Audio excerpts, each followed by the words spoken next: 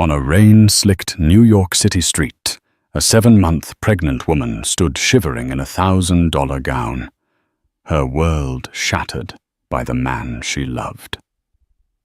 Isabella Davenport had just been thrown out of a Rolls-Royce by her millionaire husband, Julian, his parting words echoing the screech of the tires. "You're an embarrassment. Find your own way home." As the taillights vanished into the stormy night, Isabella was left alone, vulnerable and terrified. But Julian made a fatal miscalculation. He saw a discarded wife, a problem he could leave on the curb. What he didn't see, what he couldn't possibly know, was that the silent man in the driver's cap, the man who had just witnessed his monstrous act, held an unimaginable secret. He wasn't just a driver, he was her billionaire godfather, and he was about to unleash a storm of his own. The air in the back of the 2025 Rolls-Royce Phantom was as cold as Julian Davenport's heart. It was supposed to be a sanctuary of bespoke leather and polished burr walnut, a silent cocoon whisking them through the glittering canyons of Manhattan. But for Isabella, 7 months into a difficult pregnancy, it felt like a prison cell on wheels. Outside, the lights of the city blurred into streaks of gold and neon through the rain-spattered windows. Inside, the silence was a heavy, suffocating blanket. Julian hadn't spoken a word to her since they'd left the Metropolitan Arts Patrons Gala, one of the premier events on the city's social calendar. He just stared straight ahead, his jaw a tight knot of muscle under his perfectly sculpted stubble. His anger was a palpable force radiating from his custom-tailored Tom Ford tuxedo. Isabella rested a protective hand on the swell of her belly, where their son was kicking restlessly, as if sensing his mother's distress. "Julian, please," she whispered, her voice barely audible over the soft hum of the engine. He was being inappropriate. Mr. Sterling just stepped in to help. Julian finally turned his head, his blue eyes as sharp and cold as ice chips. "Mr. Sterling? You mean Arthur Sterling? The fossil who controls half the shipping in the Western Hemisphere. That Mr. Sterling..." His voice was a low, venomous hiss. "And what did you do? Isabella, you, my pregnant wife, caused a scene. You allowed that lecherous old real estate developer, Marcus Thorne, to corner you, and then you let Sterling, a man I've been trying to get a meeting with for 6 months, treat me like a schoolboy who can't control his wife." Tears pricked at Isabella's eyes. "He put his hand on my stomach, Julian. He was drunk and said something vile about the baby. Arthur Mr. Sterling was a gentleman. He simply asked him to step away." "A gentleman?"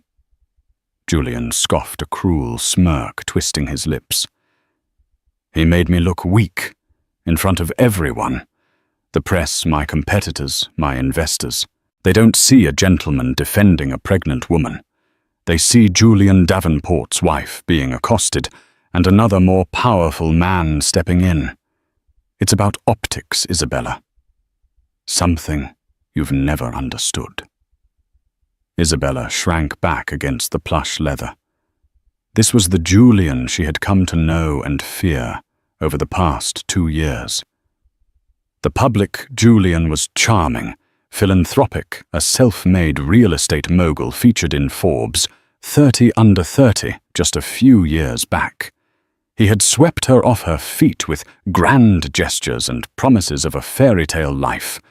She was an art history graduate working as a junior curator, and he was the prince who saw her potential.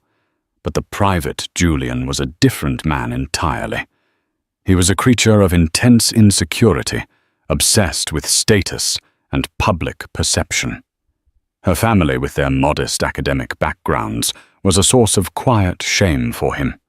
Her simple tastes were an irritation. Her pregnancy, which should have been a joy, had become another variable for him to manage. He'd dictated her diet, her social appearances, even the designer of her maternity gowns, all to project the perfect image of a powerful, thriving couple. "I didn't mean to cause a scene," she pleaded softly. "I was just scared." "Scared?" He laughed, a short, ugly sound. "You're married to me. You have nothing to be scared of except for embarrassing me. That's your only job right now, Bella. Look beautiful, be quiet, and don't embarrass me." And you failed. Spectacularly.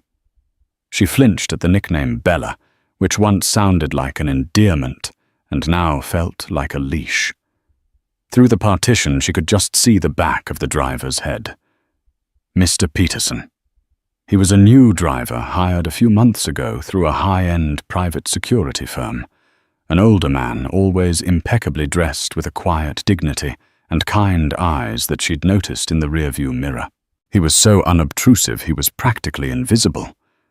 But tonight, Isabella felt a hot flush of shame, knowing he could hear every venomous word Julian spat at her. "I'm sorry," she whispered the words, tasting like ash in her mouth. "Sorry doesn't fix the fact that I'll be fielding calls for a week about this," Julian snapped, pulling out his phone. He began scrolling his thumb, moving with angry precision. "I spend millions crafting an image of power and control, and you undo it in 5 minutes because you can't handle a drunk old man." Isabella turned to look out the window, a single tear tracing a path down her cheek. The rain was coming down harder now, lashing against the glass. They were crossing the Queensborough Bridge, the city lights a distant, indifferent galaxy. She felt as isolated as if she were floating in space. The man beside her was a stranger, the gilded cage he had built for her, now revealing its sharp, cruel bars. And in her womb, her son kicked again, a tiny, insistent reminder of who she needed to be strong for. She didn't know how much more she could take. The drive back to their sterile, multi-million-dollar penthouse on the Upper East Side was excruciating. Julian continued to mutter under his breath, scrolling through social media, reading out tweets and mentions of the incident with a kind of masochistic fury. Julian Davenport's pregnant wife in altercation at Met Gala. Altercation. It sounds like a bar fight, he seethed, throwing his $20,000 Richard Mille watch-adorned wrist down in frustration. "This is a disaster." "It will blow over, Julian," Isabella said, trying to soothe him, though she felt anything but calm. A deep, cold dread was beginning to pool in her stomach. "Blow over." He finally pocketed his phone and turned his full, wrathful attention on her. "You don't get it. Perception is reality. Today's forgotten tweet is tomorrow's failed business deal. My entire empire is built on the perception of unflappable success, of having the best of everything. The perfect business, the perfect home, the perfect wife." He gestured at her, his hand dismissing her entire being. "And you are proving to be imperfect." The word hung in the air, sharp and painful. Imperfect. Her, the woman carrying his child, the woman who had given up her career, her friends, her entire life, to fit into his. "I'm a person, Julian, not an accessory for your portfolio," she said, a spark of defiance flaring through her fear. His eyes narrowed dangerously. "You're what I made you. When I met you, you were cataloguing dusty paintings in a museum basement. I put you in Chanel. I put you in this car. I put this baby in you. Don't you ever forget that you exist in this world, because I allow it." The cruelty of the statement stole her breath. It was the most honest thing he had ever said to her. In that moment, the facade of their marriage didn't just crack. It disintegrated into dust. She saw him for what he was, a petty tyrant, a terrified boy playing king in a castle of glass. The car slowed, turning onto a dark residential street a few blocks from their apartment building. The rain was relentless now, a torrential downpour that made the world outside a liquid nightmare. "I want to go home," Isabella said, her voice trembling. "No," Julian said, his voice flat and devoid of any emotion. "You've been a liability tonight. I can't have you in my home, tainting it with your failure." Isabella stared at him, uncomprehending. "What are you talking about?" He leaned forward and tapped on the glass partition. "Peterson, pull over." The driver, Mr. Peterson, smoothly guided the Rolls-Royce to the curb, the engine purring almost silently. "Julian, what are you doing?" Isabella asked, panic finally seizing her. "This isn't our building." He turned to her, his face a mask of utter contempt. "I said you failed. And in my world, failure has consequences. You wanted to be independent. You wanted to stand up to Marcus Thorne on your own. Fine. Be independent." He reached across her and pushed the button unlocking the doors. A cold, wet gust of wind swirled into the car. "Get out." For a moment, Isabella couldn't process the words. It had to be a joke. A cruel, twisted test. "Julian, stop it. I'm 7 months pregnant. It's pouring." "Get out of my car." He enunciated each word with chilling precision. "You're an embarrassment. Find your own way home. Maybe you can call your new friend Arthur Sterling for a ride." He unbuckled his seatbelt, leaned over, and physically pushed open her door. The rain immediately began soaking the hem of her silk gown. The sounds of the city, a distant siren. The hiss of tires on wet asphalt rushed in. "Julian, no, please!" she cried, grabbing his arm. He ripped his arm away, as if her touch had burned him. "Don't touch me!" His face was contorted with a rage that terrified her. He shoved her not hard, but with enough force to make her lose her balance in the small space. "Out!" Sobbing, Isabella scrambled out of the car, her delicate heels sinking slightly into the soft asphalt of the street. The cold rain was an immediate shock, plastering her hair to her face and soaking through the thin fabric of her gown in seconds. She stood there trembling, one hand on her belly, as Julian leaned across the seat and pulled the door shut with a solid final thud. She watched in disbelief as the car didn't move. She could see Julian's silhouette through the tinted window, gesturing angrily. Then the driver's side door opened. Mr. Peterson, the quiet, dignified driver, stepped out into the deluge. He didn't even grab an umbrella. He walked around the front of the massive car, his face grim, and opened the rear door on Julian's side. Isabella could hear Julian's muffled shouting. "What the hell are you doing? I give the orders.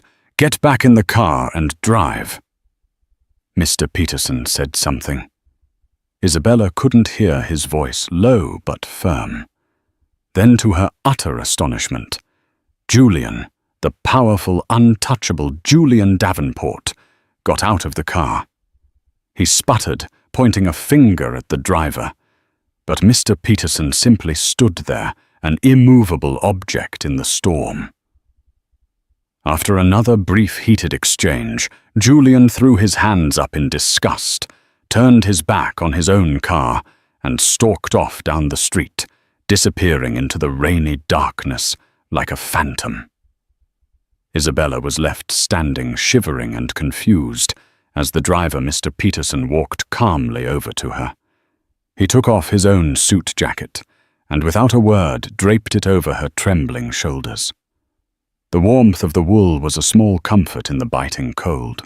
"Come on, my dear," he said, his voice surprisingly gentle, yet filled with an authority that dwarfed Julian's blustering rage. "Let's get you out of the rain." He gently guided her not to the back seat, but to the front passenger door, opening it for her. As she slid onto the warm leather, her mind reeled. Why had the driver kicked her husband out of his own car? Who was this man? He got back into the driver's seat, the engine still purring. He turned up the heat, and warm air began to flow through the vents, chasing away some of the chill. He looked at her, his kind eyes filled with a deep, sorrowful anger that seemed to be directed not at her, but at the world for what had just happened. "Where are we going?" she asked, her voice a broken whisper. He placed a comforting hand on the dashboard. "We're going somewhere safe. Somewhere he can never touch you again." He paused, his gaze meeting hers, and in that look, years of unspoken history seemed to pass between them. "It's all right, Isabella. You're with me now. You're with Arthur." The name hung in the air, suspended between the soft tick of the dashboard clock and the rhythmic swish of the windshield wipers. Arthur, the name of the powerful billionaire at the gala. The name Julian had spat out like a curse. It couldn't be. Isabella stared at the man beside her. Mr. Peterson. No, Arthur was older, perhaps in his late 60s. He had a full head of silver hair, neatly combed, and a face that seemed etched with quiet wisdom and formidable resolve. His driver's uniform, now damp from the rain, looked strangely out of place on him. She had seen him dozens of times, exchanged pleasantries, offered him coffee. He had been a silent fixture in her life, as unassuming as the polished chrome on the door handles. "Arthur. Sterling." She breathed the question laced with disbelief. He gave a sad, gentle smile. "I'm afraid so. I apologize for the deception, Isabella. I never intended for you to find out this way." The Rolls-Royce moved silently through the deserted streets, not towards her penthouse, but downtown, towards the old, established neighborhoods of Gramercy Park. The confusion in Isabella's mind was a swirling vortex of fear, relief, and 1,000 unanswered questions. "But you're a driver," she stammered, clutching his jacket tighter around her. "You work for a security firm." "I own the security firm," he corrected her gently. "Among other things, when you married Davenport, I had my concerns. He has a certain reputation in the financial world. Not a good one. I wanted to keep an eye on you to make sure you were safe without interfering. I wanted to give your marriage a chance to be real." He sighed, a sound heavy with regret. "I arranged to be placed as your personal driver. It was the easiest way to be close by if you ever needed me." Isabella's mind flashed back. The moments of small kindness. The bottle of water appearing in the seat-back pocket on a hot day. The way he always seemed to be there, waiting a few moments before she even called for the car. The time she'd felt faint while shopping, and he had calmly escorted her to a chair and returned with orange juice, speaking soothingly to her until she felt better. She had thought he was just an exceptionally good employee. "But why?" she asked, tears welling in her eyes again. But this time they were tears of confusion, not despair. "Why would you do all that? For me?" Arthur pulled the car to a stop in front of a stately ivy-covered brownstone on a quiet, tree-lined square. He turned off the engine, and the ensuing silence was profound. He turned to face her, his expression one of infinite tenderness. "Your father, Marco Rossi." He began, his voice thick with emotion. "He wasn't just my first business partner, Isabella. He was my best friend. More than a friend. He was the brother I never had." Isabella's heart stopped. Her father. He had died in a tragic car accident when she was 12. He was a brilliant, passionate art historian and appraiser who had, according to her mother, made one very smart investment early in his life that had kept their family comfortable but not wealthy. My father. He knew you. Knew me. Arthur let out a soft chuckle. We started our first company together in a garage in Queens. It was a logistics company moving fine art for museums and private collectors. Marco had the expertise, the contacts in the art world. I had a head for business and a bit of family money to get us started. That little company became Sterling Rossi Global Logistics. Today it's just called Sterling Global. The pieces began to click into place, forming a picture so vast and unbelievable it made Isabella dizzy. Sterling Global was a behemoth, a multi-billion-dollar corporation with interests in shipping, aviation, security, and technology. And her father, her quiet academic father, had been a co-founder. When your father passed away, Arthur continued, his eyes glistening. It was the worst day of my life. I was at his side at the hospital. His last words to me. He made me promise. He made me promise I would always look out for you and your mother. That I would be your godfather, your guardian angel, and make sure you never wanted for anything and were always protected. He looked away towards the rain-streaked windshield. Your mother, God rest her soul, was a proud woman. After Marco's death, she didn't want charity. She accepted the trust fund I set up from your father's share of the company. But she wanted you to have a normal life away from the world of extreme wealth. I honored that. I watched you from a distance through reports from my staff, through contributions to your schools.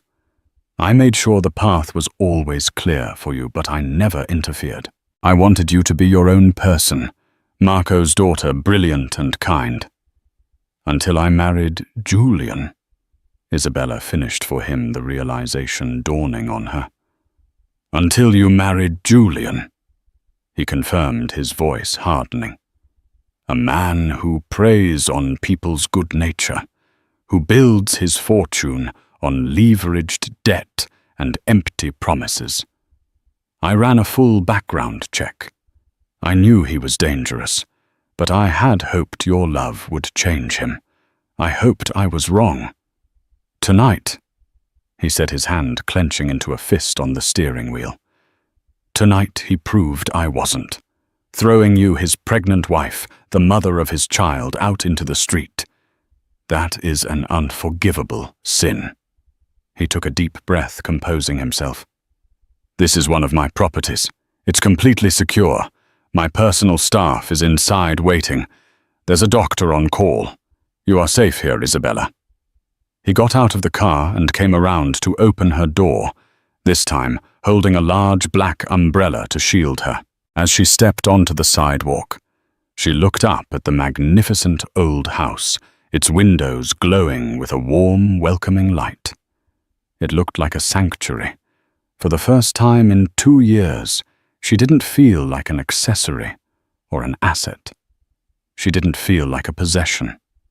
As Arthur Sterling, her silent guardian, her father's best friend, her billionaire godfather, gently led her up the steps out of the storm and into the warmth. Isabella Rossi felt something she hadn't felt in a very long time. She felt safe. The inside of the brownstone was the antithesis of the cold, modern penthouse she shared with Julian. It was filled with rich mahogany, worn leather armchairs, shelves overflowing with books and walls adorned with breathtaking art. Not the trendy investment-grade contemporary art Julian favored, but masterpieces, a small, intimate Degas sculpture of a dancer, a vibrant Monet landscape, a charcoal sketch by Sargent that was so alive it seemed to breathe. It was a home, not a showroom. It felt like her father, a kind, matronly woman in a simple black dress, whom Arthur introduced as Mrs. Gable. The housekeeper immediately met them at the door. She took Isabella's wet jacket and wrapped her in a warm cashmere blanket, clucking with concern as she guided her to a plush sofa in front of a roaring fireplace. "I've taken the liberty of calling Dr. Evans," Arthur said, his tone all business now. "She's one of the best obstetricians in the city. She'll be here in 20 minutes just to make sure you and the baby are all right after the chill." Isabella could only nod, overwhelmed. A hot cup of chamomile tea was placed in her trembling hands. The warmth seeped into her bones, a stark contrast to the icy dread that had filled her just an hour ago. Once Dr. Evans had come and gone, confirming that both mother and baby were perfectly healthy, despite the scare Isabella and Arthur sat opposite each other in the quiet, book-lined library. The storm still raged outside, but in here, with the fire crackling and the scent of old paper and wood polish in the air, it felt a world away. "My father's share of the company," Isabella began, her voice hesitant. "My mother told me he left us a trust. It was enough for our house for my education. It was comfortable." Arthur leaned forward, his expression serious. "Isabella, your mother was a wonderful woman, but she had a very different view of money than your father or I did. The trust she allowed you to access was merely the interest and dividends from a small fraction of the main portfolio. She was terrified that great wealth would corrupt you, that it would rob you of your ambition and character. She wanted you to find your own way." He rose and walked to a magnificent antique desk. He unlocked a drawer and pulled out a thick, leather-bound portfolio, placing it on the coffee table in front of her. "Your father's original stake in the company was 40%. I own 60. We were partners. Over the years, through stock splits, acquisitions, and reinvestments, that 40% has grown. After your mother passed, full control of the Marco Rossi family trust reverted to me as per your parents' will to be managed on your behalf until your 30th birthday, or at my discretion should circumstances require it." He opened the portfolio. Inside were pages of financial statements, stock certificates, and asset summaries. Isabella's eyes scanned the numbers, but her brain couldn't comprehend them. There were too many commas, too many zeros. "I don't understand," she whispered, looking up at him.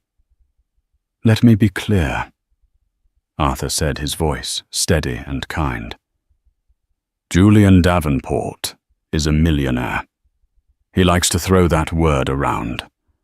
By most estimates, his net worth, which is mostly leveraged debt against his properties, is around $90 million. On a good day." He tapped the final page of the summary in the portfolio.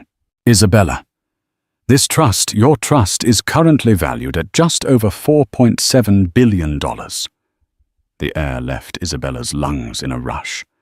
She felt lightheaded. Billion. With a B. It was a number so vast, so astronomical, that it seemed like a fantasy. All this time she had been living as Julian's dependent, walking on eggshells, terrified of his moods and his financial power over her, when all along she possessed a fortune that dwarfed his into insignificance. "My entire life," she trailed off, her mind reeling. "Your entire life, you have been who you are because of your character, not your bank account. And that is exactly what your parents would have wanted," Arthur said firmly. "They would be so incredibly proud of the woman you've become. But they would be horrified by what that monster did to you tonight. The circumstances require it clause in the will has been met.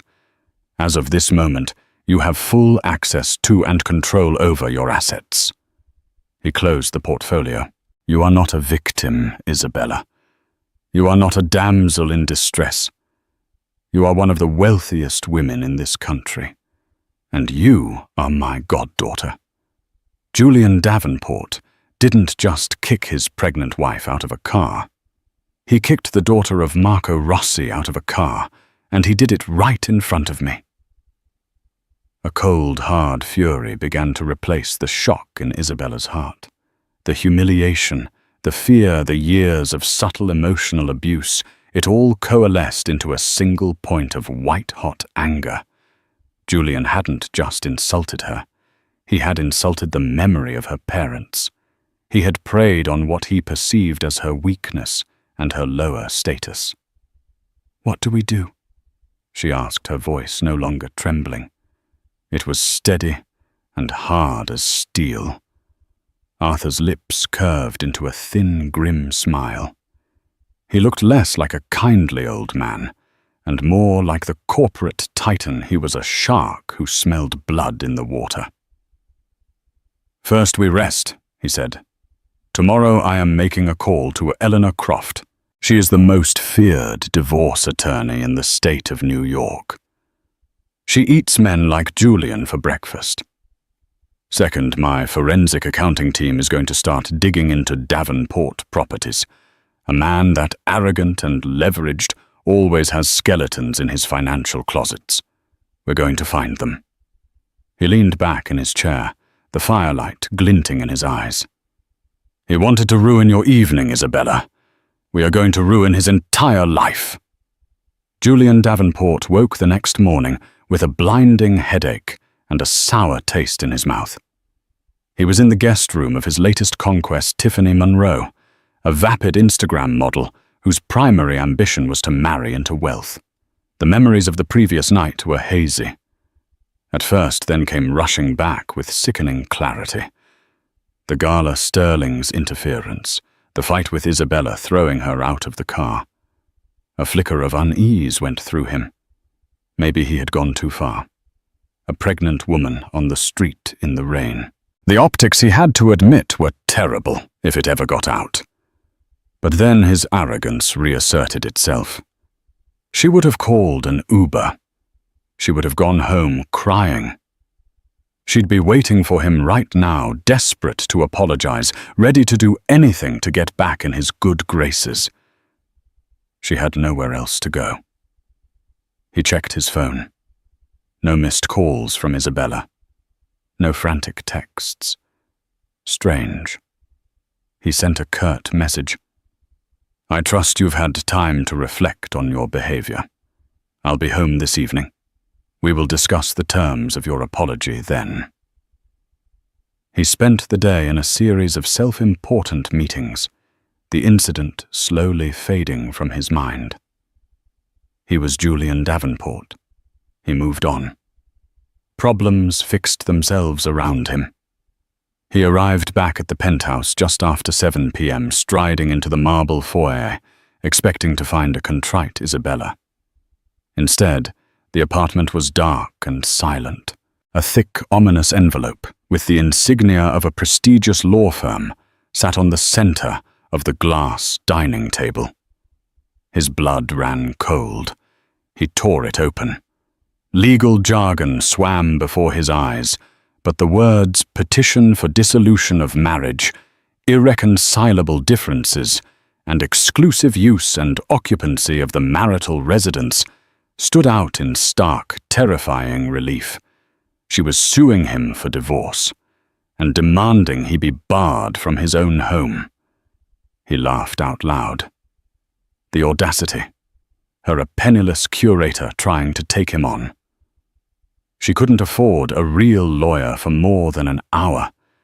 This was a bluff, a pathetic, desperate cry for attention. He crumpled the letter and threw it in the trash. The next morning, his phone started ringing. It was his chief financial officer. "Julian, we have a problem," the CFO. A nervous man named David said without preamble. "First National just called in our note on the Hudson Yards project. They're demanding full payment within 30 days. "What? They can't do that. We have a rock-solid payment schedule," Julian barked.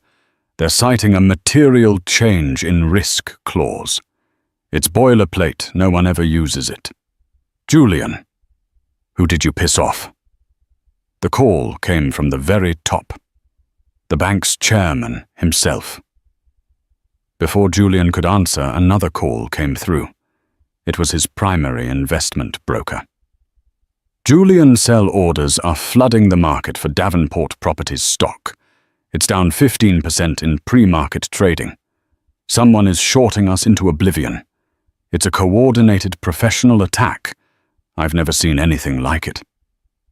Julian felt a wave of nausea. This was no coincidence. He stumbled over to his office window, looking down at the city below. Who had this kind of power? Who could cripple him with a few phone calls? And then the memory of the gala hit him like a freight train. Arthur Sterling, the man whose dinner invitation he had coveted for months, the man who had looked at him with such cold disappointment, the man Isabella had defended. He scrambled for his phone, his hands shaking, and called Isabella's number. It went straight to voicemail. He tried again. Voicemail. Meanwhile, in a sun-drenched suite at the Carlisle Hotel, Isabella was meeting with Eleanor Croft. Eleanor was a woman in her 50s, with sharp, intelligent eyes and a no-nonsense demeanor that radiated competence. Arthur sat quietly in a nearby chair, observing. Mr. Davenport's finances are, to put it mildly, a house of cards, Eleanor said, gesturing to a stack of files her team had already compiled. He presents as a titan, but he's leveraged to the hilt. Every building, every asset is mortgaged multiple times over. His stock is propped up by friendly analysts and aggressive punk. It's a classic bubble, and Mr. Sterling's associates, she said with a nod to Arthur, are currently providing the pin. Isabella felt a strange sense of detachment. This empire that had once intimidated her now seemed fragile and pathetic. "What do you want, Isabella?" Eleanor asked, her tone softening. "In a normal case, I'd say we go for half of the marital assets. But this isn't a normal case. Given his egregious conduct and your newfound financial independence, we can dictate the terms." Isabella looked at Arthur, who gave her an encouraging nod. She thought of the fear she had felt standing in the rain. She thought of the cold, dismissive look in Julian's eyes. She thought of her son growing inside her, a child she would never allow to be influenced by such a man. "I don't want his money," Isabella said, her voice clear and strong. "I have my own. I want him to have no claim to my child. No custody, no visitation. I want him to be completely and utterly out of our lives. And I want him to understand what he did." Eleanor Croft smiled. It was a terrifying sight. "I believe we can arrange that. We'll offer him a deal. He walks away, signs away all parental rights, and we let him keep whatever scraps he can salvage from his collapsing company. If he refuses, we release the security footage." "What security footage?" Isabella asked. Arthur spoke up for the first time. "The Rolls-Royce is equipped with a comprehensive security system, interior and exterior cameras, high-fidelity audio. I have a crystal-clear recording of the entire evening. From his first insult at the gala to the moment he shoved you out of the car, and I ordered him onto the street." He looked at Isabella, his eyes full of grim purpose. "The court of public opinion can be far more brutal than any judge, my dear. If he fights us, we won't just defeat him. We will erase him." The storm was no longer gathering. It had arrived. For Julian Davenport, the following 2 weeks were a masterclass in slow-motion demolition. Every pillar supporting his fragile empire was kicked out from under him methodically and mercilessly. The short-selling attack on his company's stock was relentless. What started as a 15% drop became 30%, then 50%. Margin calls he couldn't meet forced him to liquidate his personal holdings at a catastrophic loss. Whispers started circulating on Wall Street that Julian Davenport was a fraud, that his valuations were smoke and mirrors. The friendly analysts who had once sung his praises now issued panicked sell ratings to save their own credibility. His social life evaporated overnight. Invitations to gallery openings and charity dinners stopped arriving. Friends who had once slapped him on the back and laughed at his jokes now crossed the street to avoid him. He saw a picture in the New York Post of Tiffany Monroe on the arm of a grizzled hedge fund manager laughing on a yacht in St. Bart's. The caption read, "Trading up." He was a pariah. The final blow came during a desperate emergency meeting with his board of directors. He tried to project confidence to spin a story about a hostile market and a temporary downturn. But they all knew. They had seen the writing on the wall. In the middle of his presentation, his personal assistant entered the room. Her face pale, and handed him a tablet. On the screen was a short 30-second video clip. It was grainy shot from the corner of a car's interior, but the subjects were unmistakable. It was him and Isabella. The audio was horrifyingly clear. "Get out of my car." His own voice, cold and cruel, filled the silent boardroom. He watched himself shove his pregnant wife out into the pouring rain. The clip ended. His phone buzzed. It was a text from an unknown number. "This is the discovery portion of the proceedings. The full 45-minute version is quite compelling. Your move, EC." He looked up at the faces of his board members. They were staring at him not with sympathy, but with pure, unadulterated disgust. His chairman, a man who had mentored him, slowly stood up, took off his glasses, and placed them on the table. "Julian," he said, his voice heavy with finality. "You're finished." That afternoon, Julian sat in the stark minimalist office of Eleanor Croft. He was a changed man. The arrogance was gone, replaced by a hollow-eyed desperation. His bespoke suit seemed to hang off his frame. Eleanor slid a single document across the polished table. "The terms are simple, Mr. Davenport. You will relinquish any and all claims to Ms. Ross's assets, both now and in the future.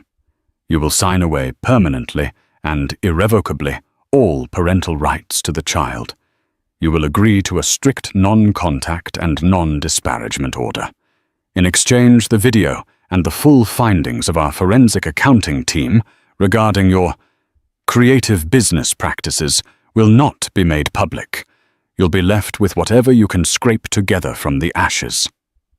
Julian stared at the paper, his hands trembling. He had lost everything. His company, his fortune, his reputation, all because of one single monstrous act of cruelty.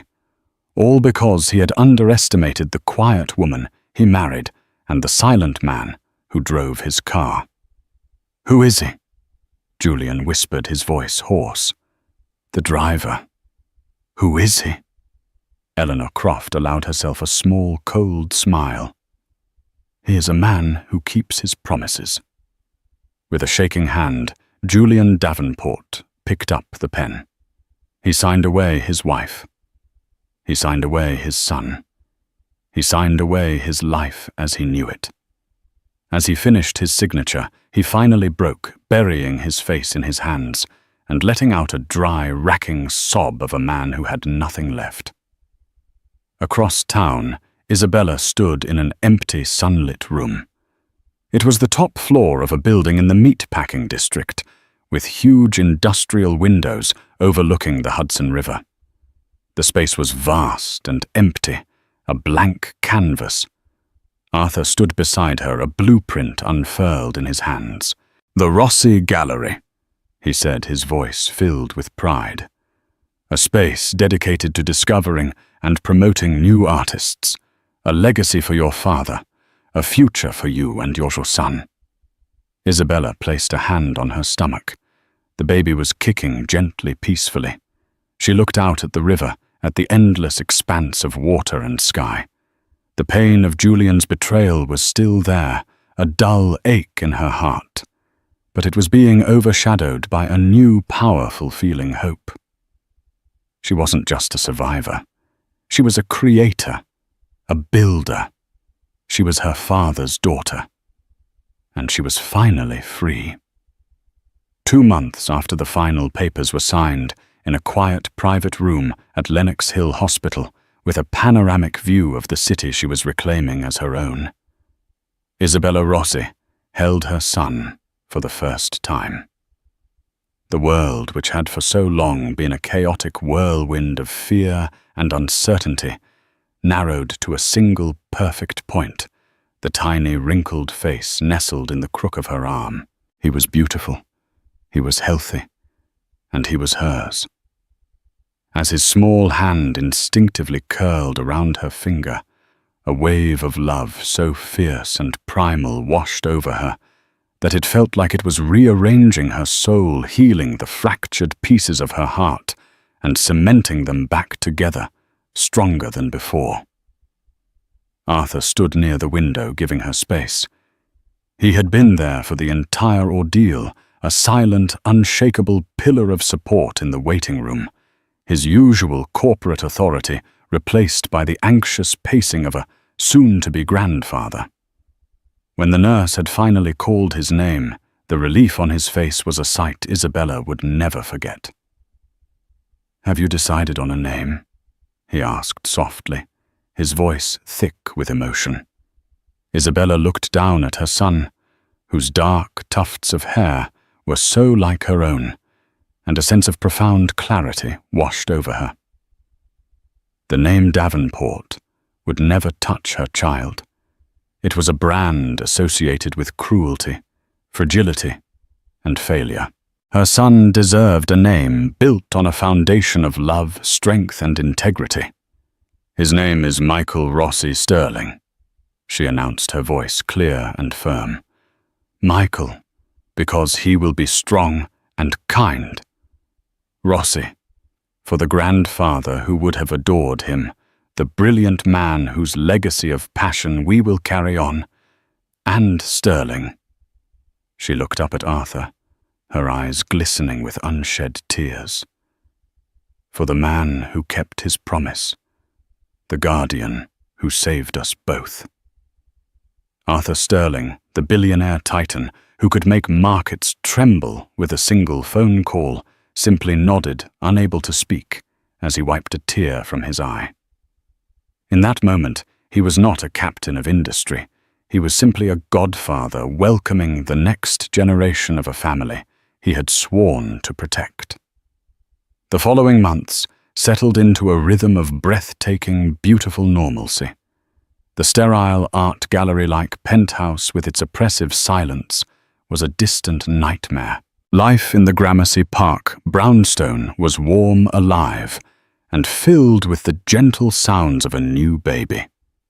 Mornings were not dictated by the dread of Julian's moods, but by the soft coos of Michael from his bassinet, the smell of Mrs. Gable's coffee brewing, and the way the morning light filtered through the old library windows, illuminating dust motes dancing in the air like tiny golden sprites. Isabella would read art history texts aloud to her son, his wide, curious eyes following her as she spoke of Caravaggio's light and Bernini's marble. It was a life steeped in the genuine passions her father had instilled in her, a world away from the hollow pursuit of status that had defined her marriage. The final vestiges of her old life were shed with quiet finality. The divorce was unceremonious, a legal footnote to a story whose ending had already been written. As for Julian Davenport, his fall was as swift as it was complete. Isabella saw a small article buried deep in the business section one day. Davenport Properties had been fully dissolved, its assets auctioned off to satisfy a mountain of debt. The article mentioned that Mr. Davenport had relocated to pursue private interests in the Midwest. Isabella felt not a flicker of triumph, only a profound sense of pity for a man so hollow that once his wealth and image were stripped away, there was simply nothing left. He had become a ghost, an anecdote completely irrelevant to the vibrant, thriving world she was now building. That world had its grand opening on a crisp autumn evening. The Rossi Gallery was a triumph. Located in a beautifully renovated warehouse in the meatpacking district, it was all exposed, brick-polished concrete floors and soaring ceilings, the perfect canvas for the bold, electrifying art she had curated. The opening night was not the cold, social climbing affair Julian would have orchestrated. It was a celebration. The air buzzed with genuine excitement, filled not with billionaires competing for attention, but with a diverse crowd of passionate people, seasoned collectors, wide-eyed art students from NYU, critics from major publications, and the young, nervous artists themselves, who Isabella greeted with hugs and words of encouragement. Isabella moved through the space with an effortless grace and confidence that turned heads. Dressed in a simple, elegant emerald green dress, she was no longer an accessory on a powerful man's arm. She was the central force in the room. She spoke with authority about a young painter's innovative use of impasto, debated the influences of German expressionism with a veteran critic, and gently guided a new collector toward a sculpture that spoke to them. This was her element. She wasn't just selling art. She was sharing its story, connecting artists with audiences, and building a community. In a quieter corner of the gallery, Arthur stood with Michael sleeping soundly in a baby carrier, strapped to his chest. He was the picture of contentment, fielding compliments intended for Isabella, and redirecting them with a proud, grandfatherly smile. "It's all Isabella," he would say. "She has her father's eye. Absolutely brilliant." Later, after the last guest had departed and the staff had gone home, Isabella stood with Arthur in the immense, silent gallery. The artworks on the walls seemed to hum with latent energy in the quiet. Baby Michael was now asleep in his stroller. "Your father," Arthur began, his voice echoing slightly in the vast space. "He would have stood right there." He pointed to a large, abstract canvas exploding with color, and he would have talked for an hour about the artist's courage. He never believed art was for decorating walls. He believed it was for starting conversations, for challenging the soul. Isabella walked over to the painting and gently touched the edge of the frame. "He used to tell me that every painting is a window into another person's world. Tonight I feel like I opened 100 windows." She turned back to Arthur, her heart overflowing with a gratitude so immense it was difficult to put into words. "None of this would be possible without you. You gave me back my life, Arthur." He shook his head, a warm smile on his face. "No, Isabella. I just opened a door. You had the courage to walk through it and build all of this yourself. I just kept a promise." He looked around the magnificent space at her name, Isabella Rossi, in elegant letters on the wall. "You've built something that will last. A legacy. The storm is over, my dear." Isabella looked at her son sleeping peacefully amidst the beauty she had created, and then at the kind, steady man who had been her guardian angel. The storm was indeed over. It had been a hurricane that had leveled her old life, but in its wake the ground was more fertile than ever before. And here in this new world she had built from love, passion, and resilience, she was finally planting her own garden. She was finally truly home. Isabella's story is a powerful reminder that our true worth is never defined by the people who try to diminish us. It's a story of hidden strengths, of silent guardians, and the incredible resilience of the human spirit. She was cast out, left alone in a storm. But she found that the storm was not meant to break her, but to clear a path for her true destiny. Her journey from a gilded cage of fear to a gallery filled with light and passion, proves that the most powerful assets we have are not money or status, but courage, integrity, and the love of those who truly see us. If Bella's journey from heartbreak to triumph inspired you, please let us know in the comments below. What part of her story resonated with you the most? Your engagement helps us bring more stories like this to light. Don't forget to like this video if you believe in second chances and share it with someone who might need a reminder of their own strength. And of course, subscribe to our channel and hit the notification bell so you never miss a story of justice, resilience, and incredible transformation. Thank you for listening.